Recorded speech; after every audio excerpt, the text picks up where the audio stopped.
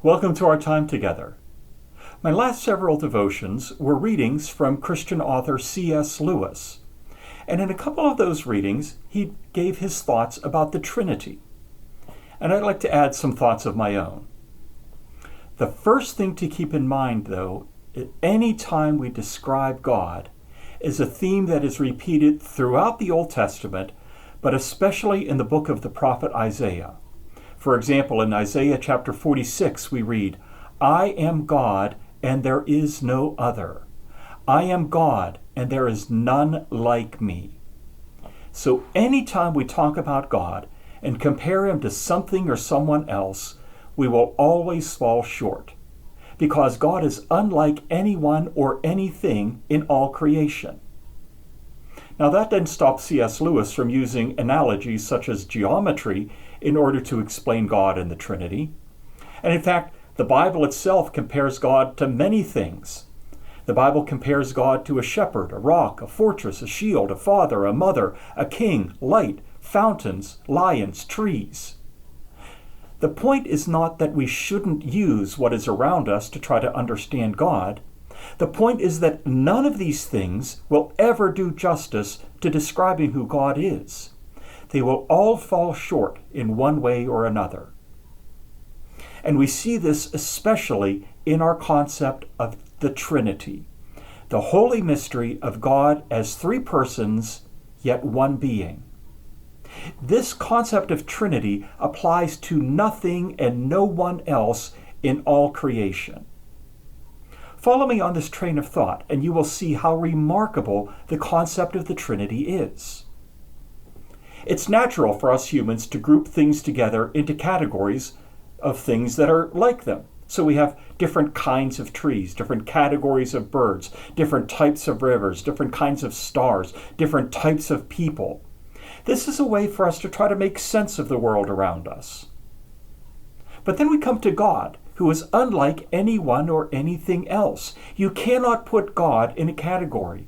God defies categories. In fact, the Trinity means you cannot even use a number to categorize God.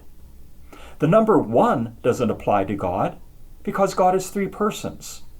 The number 3 doesn't apply to God because God is one God. God is both at the same time singular and multiple. God is unique and God is diverse. If that makes your head spin because you don't understand it, that's exactly the point. God is beyond our ability to comprehend or understand. And the only way we know anything about God is as he reveals himself to us. And God revealed himself to us most fully, of course, through Jesus Christ. But let's circle back to that idea that God cannot be categorized. And I want to see if the approach of the philosopher Martin Heidegger can help us. According to Heidegger, we tend to look at the world ontically. That is, we think about things. We look at their characteristics, what makes them what they are. What is it that makes a shoe a shoe? What is it that makes a book a book? This, according to Heidegger, is thinking ontically. But Heidegger challenges us to think ontologically. Not to think about what makes something what it is, but simply the fact that it is. He challenges us to recognize existence itself. What all things have in common underneath all of their characteristics, underneath all of their categories, is that they exist. And this is where Heidegger's branch of philosophy, existentialism, gets its name. It's a philosophy of existing. See, anytime you ask the question, what is this?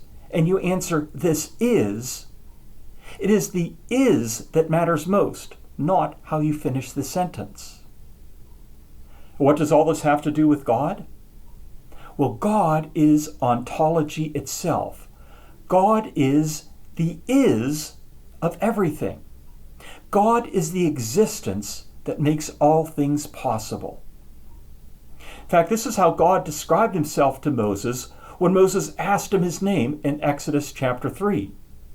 The response God gave is an odd form of the verb to be.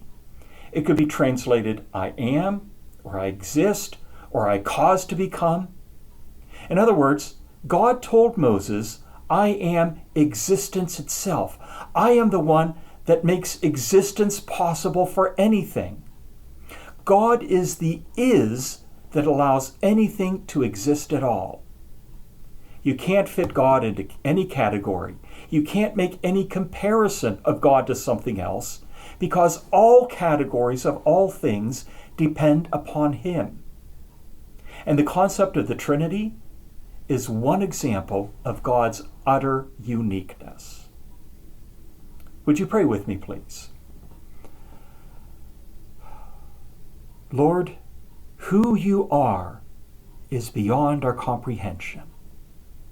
And any time we try to delve into understanding who you are, it makes our heads spin because you are beyond what we can understand. Even the most complicated and intricate patterns of human thought cannot bring us to who you are. Everything in the world around us may be a reflection of your glory, but none of them capture who you are.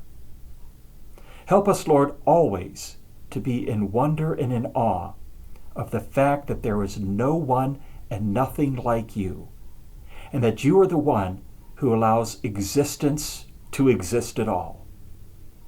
Amen. Thanks for joining me. We'll talk again later.